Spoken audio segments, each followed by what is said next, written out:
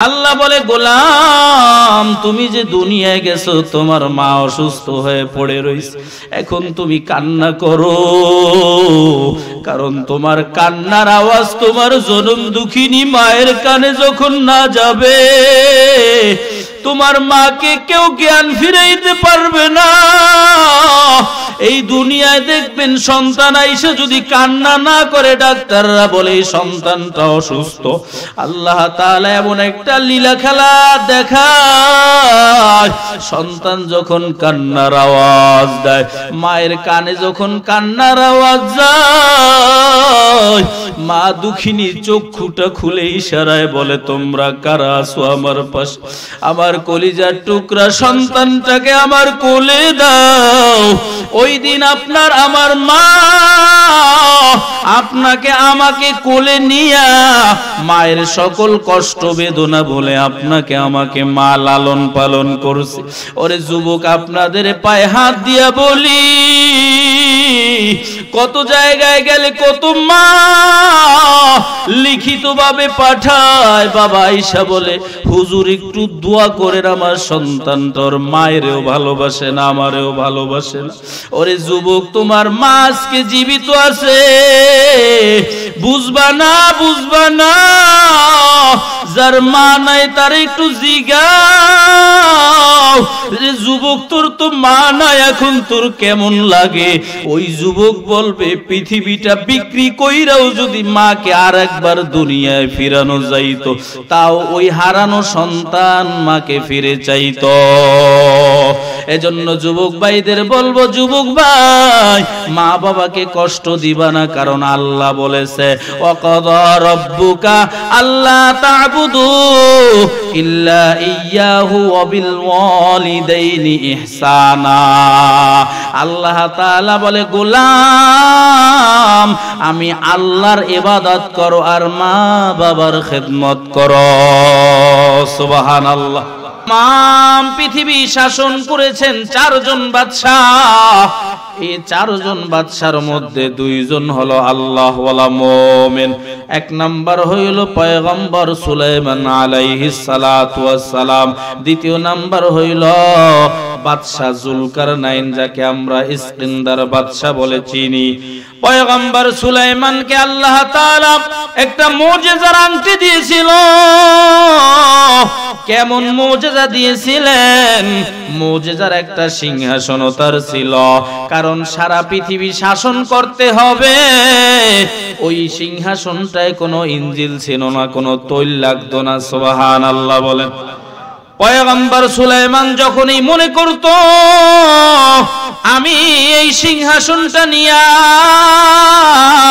এই বাংলাদেশ থেকে ইন্ডিয়া যাব, ইন্ডিয়া থেকে আমি জাপান যাব, মুজিজা আকাশে ধুলতে ধুলতে সিংহাসন নিয়ে রওনা দিত। একদিন পয়গম্বর সুলাইমান রওনা দিল। এক যুবক মাঠে বীজ বপন করতেছে অথবা মাঠে কোনো কাজ করতেছেন। এমন সময় যুবক তাকায় দেখে এত বড় সিংহাসন, কোনো শব্দ নাই। জবানে বইলা দিল সুবহানাল্লাহ। যখনই সুবহানাল্লাহ বলল, যুবক দেখতেছে এবার সিংহাসনটা নিচে নামতেছে। যুবক এবার পেরেশানির মধ্যে পড়ে গেল, কারণ কি সিংহাসন এখানে নামে কেন? যুবক পাগল হইয়া একটা জঙ্গলের মধ্যে পালাইল। পয়গম্বর সুলাইমান নেমে এবার যুবককে খোঁজার জন্য চলে গেল। একটা পর্যায়ে সুলাইমান নবী যুবককে পেয়ে বলে, এই যুবক, তুমি এখানে পালাইলা কেন? কয়, আমি সিংহাসন দেখে ভয় পাইছি, এজন্য পালাইছি। এ যুবক বলো, তোমার জবানে তুমি কি বলছো? কারণ আমার সিংহাসন তো এখানে ল্যান্ড করার থামার কোনো কারণ নাই। কয়, আমারে মাফ করবেন হুজুর, আমি যখন দেখছি এত বড় সিংহাসন আশ্চর্য হয়ে আমি সুবহানাল্লাহ বলছিলাম। পয়গম্বর সুলাইমান বলে, রে যুবক, তোমার চিন্তার কোনো কারণ নাই, আমার সিংহাসন কেন নামতেছে আমি জানতে ইচ্ছা পোষণ করেছি। আমি এখন বুঝলাম যেই যুবকের জবানে আল্লাহ তাআলার তাহারাতের সাক্ষ্য দেওয়া হয়, যেই যুবকের জবানে আল্লাহ তাআলার সিফাতি নাম নেওয়া হয়, ওই যুবকের মাথার উপর থেকে আমার সিংহাসন যাইতে পারে না। সুবহানাল্লাহ বলার কারণে আল্লাহ তাআলা সুবহানাল্লাহর সম্মানে আমার সিংহাসনটা এখানে থামায়া দিছেন। এজন্য বাবাজি, আজকে আপনাদের বয়ানের শুরুতে আমি একটা কথা বলে দেই, আমি নিজেকেও বলি, আমাদের জবানে তো কত ফাহেসা কথা হয়। না না বাবাজি, ফাহেসা কথা না। সময় পাইলে যদি সুবহানাল্লাহ বলি, আলহামদুলিল্লাহ বলি, আল্লাহু আকবার বলে যদি আমরা ডাক দিতে পারি, আল্লাহ তাআলা খুশি হইয়া আপনার আমার সম্মান দুনিয়া বাড়ায়া দিতে পারে, মরণের পরে কবরে জান্নাতের নাজ নেয়ামত দিতে পারে কি পারে না? এজন্য বাবাজি, আপনাদেরকে আমি যে কথা বলতে চাই, পয়গম্বর সুলাইমান চলে গেল। এখন যদি আপনারা পয়গম্বর সুলাইমান যেই দেশে জন্মগ্রহণ করলো, ওই দেশে গিয়া যদি সেই আংটি আর সিংহাসন খুঁজেন, বলেন ওই মুজিজার খুঁজে পাওয়া যাবে নাকি? কিন্তু কেমন আমরা কপাল নিয়ে আসছি বাবা জানেন? আল্লাহ তাআলা কতটা সম্মান আমাদের দিলেন। এই পৃথিবীতে আল্লাহ তাআলা কোরআনটা লাউহে মাহফুজে রেখে এবার পাহাড়কে বলে, লাউ আনজালনা হাযাল কুরআন আলা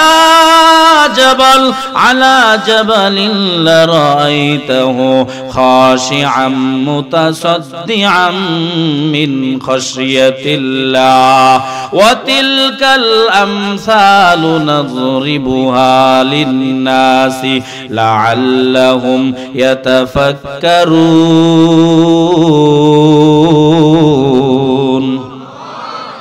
আল্লাহ তাআলা বলে, পাহাড়, তোমার উপরে আমি কোরআনটা নাজিল করতে চাই। পাহাড় সেদিন কান্না করে দিছিল। আজও পর্যন্ত পাহাড়ে যাইবেন যে ঝর্ণার পানিটা আমরা দেখি, ও বাবাজি, ওই যে কোরআনটাকে নাজিল করার কথা বলছিল, পাহাড় সেদিন ক্রন্দন করেছিল। সুবহানাল্লাহ বলে। আজও পর্যন্ত সেই পাহাড়ের ডাল বেয়ে বেয়ে পানি আসে। যেই পাহাড় এতটা উঁচু, এতটা মজবুত, কোরআন দায়বর নিতে পাহাড় চায় না, কারণ ভয় পায়। আর সেই কোরআনটা আপনার আমার নবীর উপরে আল্লাহ নাজিল করলেন, আমাদের জন্য এখনো রাখলেন। এবার বলেন, এই কোরআনের ওজন কম নাকি বেশি? এখন বলতে পারেন, হুজুর, তাহলে কোরআন পাহাড়ের উপর দিতে গিয়ে পাহাড় কান্না করছে, আমরা কিভাবে রাখলাম? ও বাবাজি, অনেক সময় আপনার নাতি দেখবেন আবদার করে, দাদা আমি আপনার সাথে বাজারে যাইব, নানা আপনার সাথে আমি বাজারে যাইব। বাজারে গেছেন, 2 কেজি চাল, 3 কেজি ডাল, 4 কেজি আলু, 5 কেজি মরিচ, এরকম করে আপনারা 20 কেজি সওদা করে নিয়ে আসলেন। এবার সওদা করে নিয়ে আইসা ঘরে যখন উঠতেছেন, নাতি ডাক দিয়া বলে, নানি,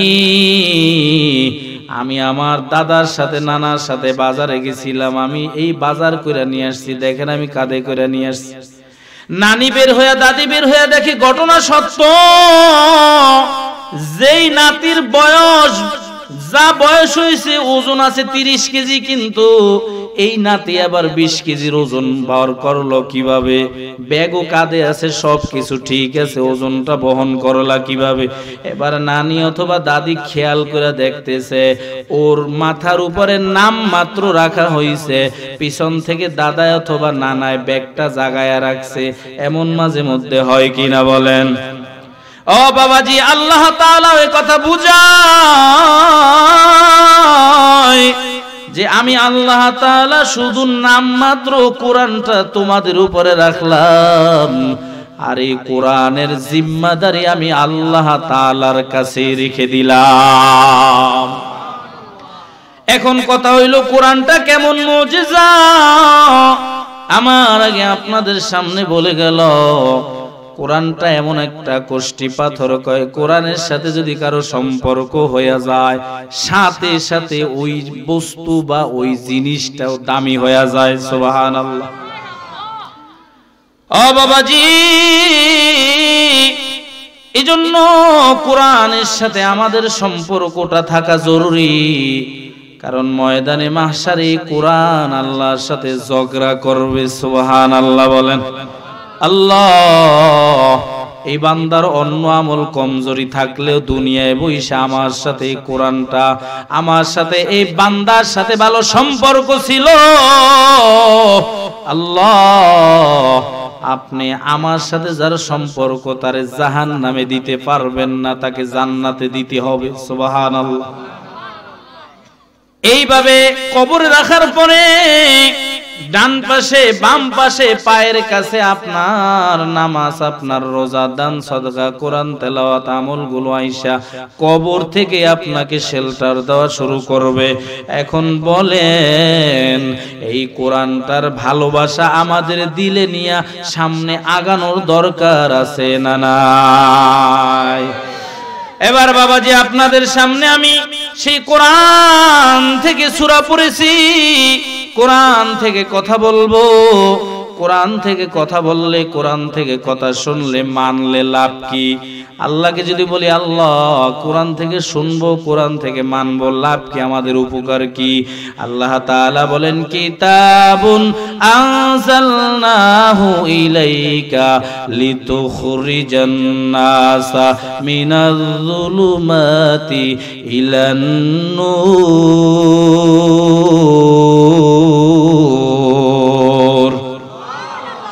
আল্লাহ বলে, গোলাম কোরআন থেকে যদি শোনো, কোরআন থেকে যদি জীবনটা গঠন করতে পারো, তাইলে লাভ কি জানো?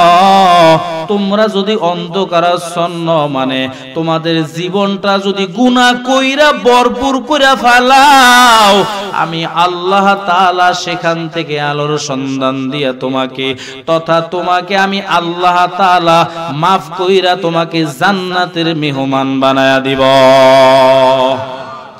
এজন্য বাবাজি, আপনাদের সামনে আমি কোরআন থেকে তেলাওয়াত করেছি। আল্লাহ তাআলা এই সূরাটার ভিতরে এত সুন্দর আলোচনা রেখেছেন। কেউ যদি এই সূরার আলোকে জীবনটা গঠন করতে পারি, তাইলে দুনিয়ায় সম্মান আছে, দুনিয়ায়ও ভালোবাসা পাবেন, দুনিয়ায় সম্মান পাবেন, দুনিয়ায় মানুষের কাছে গ্রহণযোগ্যতা পাবেন। সর্বশেষ মরণ হইলে, মরণ হইতে দেরি, আপনার আমার কবরে জান্নাতের নাজ নেয়ামত দিতে যিনি দেরি করবেন না, তিনি কে? এবার জবান খুলে আমার সাথে পড়েন, আউযু বিল্লাহি মিনাশ শাইতানির রাজীম, বিসমিল্লাহির রাহমানির রহিম। ওয়াত-তিনি ওয়াজ-যাইতুন وطور سينين وهذا البلد الأمين لقد خلقنا الإنسان في أحسن تقويم। আল্লাহ তাআলা এই সূরাটার মধ্যে প্রথম চারটা শপথ করেছেন। ও বাবাজি, দুনিয়া আমরা কথা বলি, কথা বলতে গিয়া একটা সময় আমরা শপথ বা কসম করে কথা বলি। কেন আমরা কসম খেয়ে কথা বলি? কারণ হইল আমার কথাটা তারা বুঝতে চায় না, অথবা আমার কথার গুরুত্ব বোঝানোর জন্য আমরা কসম খেয়ে কথা বলি। এই আব্দুর রহমান, তুই অন্যের কথা শুই না, আমারে দোষারোপ করিস না। জান শোন, আমি আল্লাহর কসম করে বলতেছি, এই কাজটা আমি কোনোদিন করি নাই। এমন কথা বলি কি বলি না? কেন আমরা কসম করলাম? কথার গুরুত্ব বোঝানোর জন্য। আল্লাহ তাআলা এই সূরাটার মধ্যে 4টা শপথ করলেন। আল্লাহ আমাদের কি বুঝাইতে চায় বাবাজি? অথচ আল্লাহ তাআলা নিজের পরিচয় দিতে গিয়ে কোনো কসম কাটেন নাই। নবীকে বলছে কুল হুয়াল্লাহু আহাদ আল্লাহুস সামাদ লাম ইয়ালিদ ওয়া লাম ইউলাদ ওয়া লাম ইয়াকুল লাহু কুফুয়ান আহাদ। হে নবী আপনি বলেন আল্লাহ হলো এক। সুবহানাল্লাহ। আল্লাহর পরিচয় দিতে গিয়ে কোনো কসম করেছেন নাকি? আমাদের সমাজে আমরা যারা আছি, আমি সহ সবাইরে বলতেছি, আমাদের নামটা জাহির করার জন্য কত ভাবে কত সিস্টেমে আমাদের নামে লকব লাগাই, কত কিছু করি আমার নিজের পরিচয়টা দেওয়ার জন্য। কথা ঠিক না বে ঠিক? আল্লাহ নিজের পরিচয় দিতে গিয়ে কোনো কসম করেন নাই। আল্লাহ তাআলা তাহলে সূরা ৩ এর মধ্যে 4টা শপথ করলেন কেন? আল্লাহ তাআলা 4টা শপথ করলেন, এখানে কোন জায়গায় কাঁচা মরিচের কসম খায় না, কয় না বোম্বাই মরিচের কসম, কাঁচা মরিচের কসম। আল্লাহ যা যা বলছে প্রতিটা জিনিস বড় দামি জিনিস। সুবহানাল্লাহ। আল্লাহ তাআলা বলতেছে ওয়াত্তিন, শপথ। বাংলা ৩ এর বাংলা অর্থ হলো ডুমুর ফল। সুবহানাল্লাহ বলেন। সুবহানাল্লাহ আসতে বলছেন কেন? আমি জানি যে হুজুর একটা ডুমুর ফল, এইটারে কোরআন শরীফে আল্লাহ তাআলা শপথ করলেন। ডুমুর ফল এটা কেউ ধরে না, কেউ খায় না। আসলে বাবাজি ডুমুর ফল কিন্তু 2 ধরনের। একটা পাহাড়ি অঞ্চলে ডুমুর ফল হয়, বাহিরে পাওয়া যায়, ওটা খুব দামি ফল। আর আমাদের দেশে যেটা হয় এটা তো আমরা কিছু কোনো মনেই করি না কিছু। এখন বাবাজি এই ডুমুর ফল সম্বন্ধে একটু শুনি। আপনি আমি জানি আপনার আমার আব্বাজান আদম আলাইহিস সালাতু ওয়াস সালাম ছিলেন কোথায়? জবান খুলে বলেন কোথায় ছিল? আপনারা রাগ হইতেছেন নাকি? রাগ হয়ে যদি না হন তাহলে আমার একটু বুঝতে হবে যে একটা কথা হইলো যে আপনারা আমার সামনে অনেক বৃদ্ধ বাবাজি আছেন, বেয়াদবি মাফ করবেন, আমি মাফ চাই আপনাদের কাছে। কারণ আপনাদেরকে আমি কথা বলাবো, আপনারা বলবেন, এটা আমার কাছে খারাপ লাগে। কিন্তু যুবক ভাই যারা আছেন, বৃদ্ধ বাবাজিরা, তারা মাঝে মধ্যে একটু সায় দিয়েন। যুবক ভাইরা যদি একটু মাঝে মধ্যে সুবহানাল্লাহ আলহামদুলিল্লাহ ঠিক আছে এটা যদি না বলেন তাহলে আগ্রহটা বাড়ে না। আল্লাহ আমাদের কবুল করুক, বলি আমিন। আদি পিতা আব্বাজান আদম আলাইহিস সালাতু ওয়াস সালাম ছিলেন কোথায়? জান্নাতে ছিলেন। এই জান্নাতে আল্লাহ তাআলা জানায় দিল আদম ওই গাছের কাছে যাইবা না, ওই ফল খাইবা না। লম্বা ঘটনা আপনারা জানেন। ওই গাছের কাছে গেছে, ওই ফলও খাইছে। খাওয়ার পরে সাথে সাথে আল্লাহ তাআলা জান্নাতের পোশাকগুলো আব্বাজান আদম এবং আম্মাজান হাওয়া আলাইহিস সালাতু ওয়াস সালামের শরীর থেকে খোলা শুরু হয়ে গেল। এখন কথা হইলো কেন এই জান্নাতি পোশাক খোলা শুরু হইলো? এখানে সবচেয়ে বড় যে কাজ করলো মিস্টার ইবলিস, কত সুন্দর ভাবে বুঝাইলো। তাদের বুঝের কারণে ওই গাছের কাছে গেছে, ওই ফল খাইছে। এখন যে ইবলিস ওই জান্নাতে চক্রান্ত কইরা আমাদের আব্বাজান এবং আম্মাজানের পোশাক খোলাইলো, ওই ইবলিসের মিশন আজও আমাদের সমাজে চালু আছে না নাই? মা বোনদের কি সুন্দর বুঝায়, কয় বাজারে নতুন একটা পোশাক আসছে, এ মা এ বোন যা বাজারে গিয়ে ওই পোশাকটা নিয়ে আয়। বাজারে গিয়া দেখে যে এখন যে জামাটা পরবে কামিজ, এই কামিজটা হাঁটুর উপরে। এবার সালোয়ার যেটা পরবে টাকনুর 1 বিঘা উপরে। কয়টা নতুন মডেল আসছে, কিনলি তোরে বড় সুন্দর দেখাবে। আসলে এটা তো দোকানদার বুঝায় না, দোকানদারের উপরে মিস্টার ইবলিস বর কইরা আমার মা বোনদের পোশাক খাটো করার মিশন আজও সমাজে চালু আছে না নাই? এখন মা বোনরা অবশ্যই চতুর। মা বোনদের বলবো, মা গো কয়দিন দুনিয়ায় থাকবারে বোন, একদিন তোমারও যাইতে হবে, আমারও যাইতে হবে। এই দুনিয়ায় আল্লাহ এবং আল্লাহর রাসূল যেভাবে বলছে ওইভাবে চইলা এই সাময়িক সময়টা যদি পার কইরা যাইতে পারি, স্থায়ী ঠিকানা কবরে শান্তিতে আমাদের যিনি রাখবেন তিনি কে? ও তুই এই দুনিয়ার মায়ায় পড়ে করছো কত বাহানা, এ যে নয় তোরা আসল বাড়ি, কবর যে তোর আসল ঠিকানা। কথা ঠিক না বে ঠিক? এ যে নয় তোরা আসল বাড়ি, কবর যে তোর আসল ঠিকানা। পূর্বপুরুষ যারাই ছিল একে একে সব হারালো, পূর্বপুরুষ যারাই ছিল একে একে সব হারালো। তুমি আমি কেউ রব না, দিতে হবে রওনা। এ যে নয় তোরা আসল বাড়ি, কবর যে তোর আসল ঠিকানা। কথা ঠিক না বে ঠিক?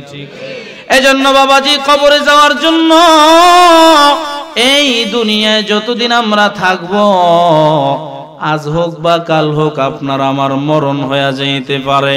যেহেতু এখন বেঁচে আছি, এখন থেকেই নিয়ত গ্রহণ করি, নিয়ত পাকা করি, আল্লাহ আপনি আমাদের যতদিন বাঁচায়া রাখবেন, আপনার হুকুম নবীর তরিকায় চলব, সাথে সাথে আমাদের চিরন্তন শত্রু ইবলিসের ওয়াসওয়াসার থেকে আমাদেরকে আল্লাহ আপনি হেফাজত করেন। জোরে কোন আমিন।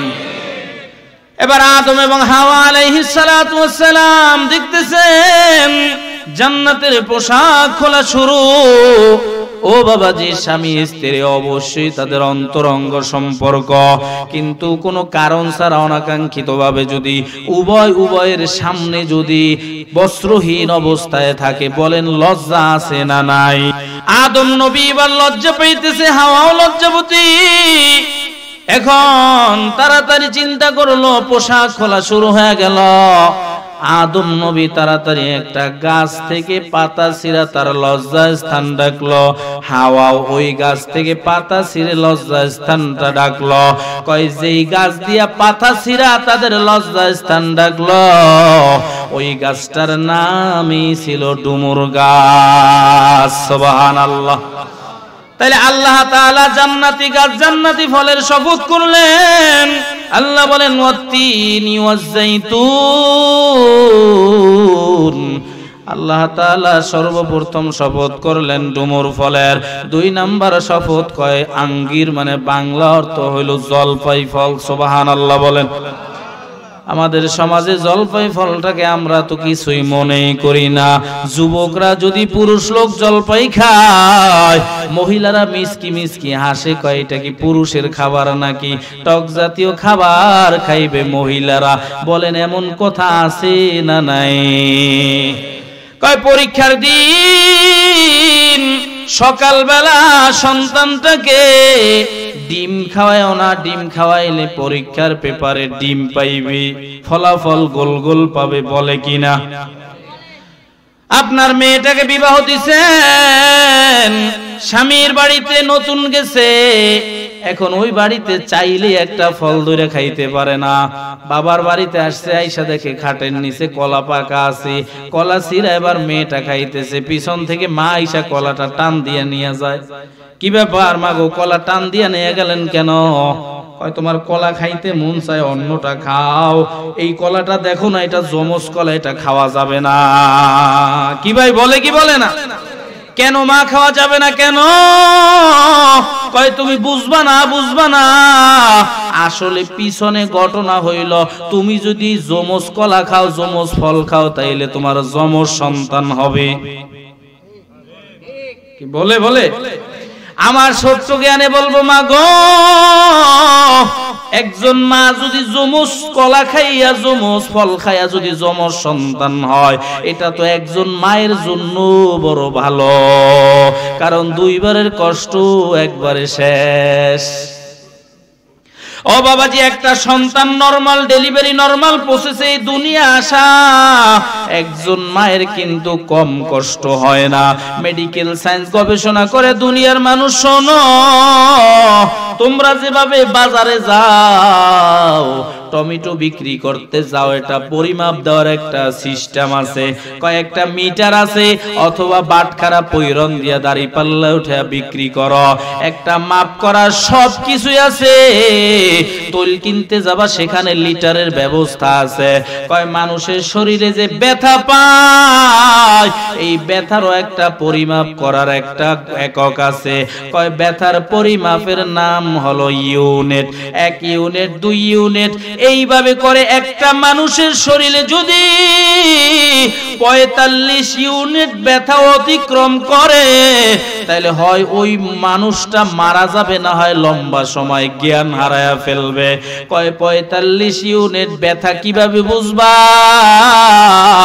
একটা অ্যাক্সিডেন্টে তোমাদের শরীরে থেকে যদি 20টা হাড়ি একবারে ভেঙে যায়, তাইলে বুঝবা এইটার ব্যথার পরিমাণ হইল 45 ইউনিট।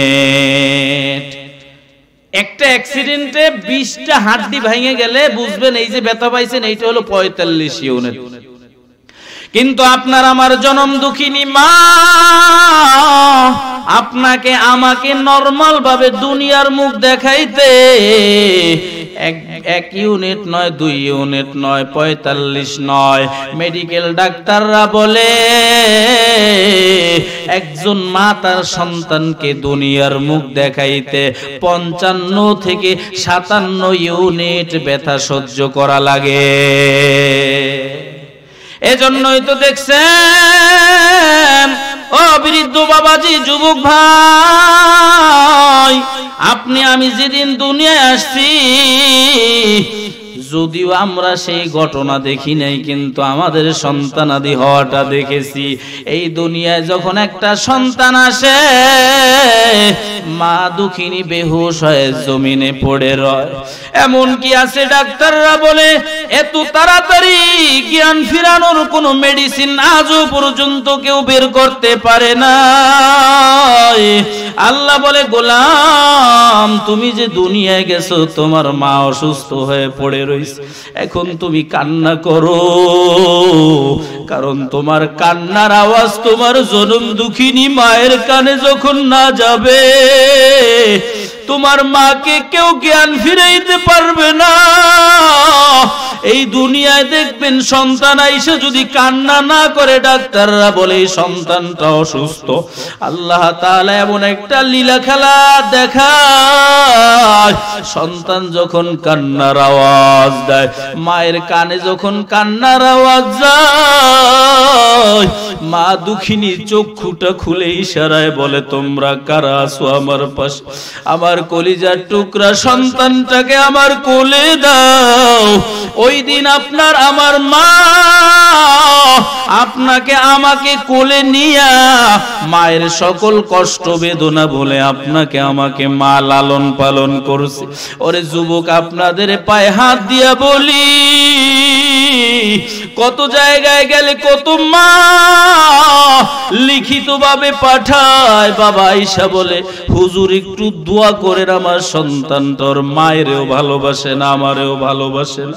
ওরে যুবক, তোমার মা আজকে জীবিত আছে, বুঝবা না, বুঝবা না, যার মা নাই তার একটু জিগাও, যুবক তোর তো মা নাই, এখন তোর কেমন লাগে?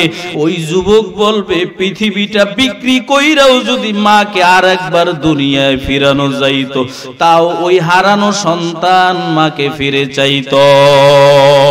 এজন্য যুবক ভাইদের বলবো, যুবক ভাই মা বাবাকে কষ্ট দিবা না, কারণ আল্লাহ বলেছে ওয়াকাযা রাব্বুকা আল্লা তা'বুদু ইল্লা ইয়্যাহু ওয়া বিল ওয়ালিদাইনি ইহসানা। আল্লাহ তাআলা বলে, গোলাম আমি আল্লাহর ইবাদত করো আর মা বাবার খেদমত করো। সুবহানাল্লাহ। এই পৃথিবীতে তিনটা জবান আছে, মুস্তাজাবুদ দাওয়া।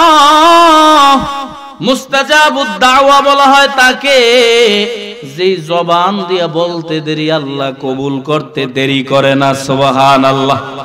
কয় রাইফেলের গুলি মিস হইতে পারে, কিন্তু এই জবান দিয়া দোয়া করলে আল্লাহ মিস করে না, পর্দা ছাড়া কবুল করে নাই। এর মধ্যে একটা হইল আপনার আমার জনম দুঃখিনী মায়ের জবান। আপনি আমি জানি আব্বাজান আদম আলাইহিস সালাতু ওয়াস সালাম তার দুনিয়া সারা মাধ্যমে আল্লাহ তাআলা আদম সন্তানের বংশ বিস্তার করলো। যুগে যুগে নবী রাসূল আসলেন। এর মধ্যে একজন নবীর নাম আমাদের সবার স্মরণ আছে, পয়গম্বর মূসা কালিমুল্লাহ।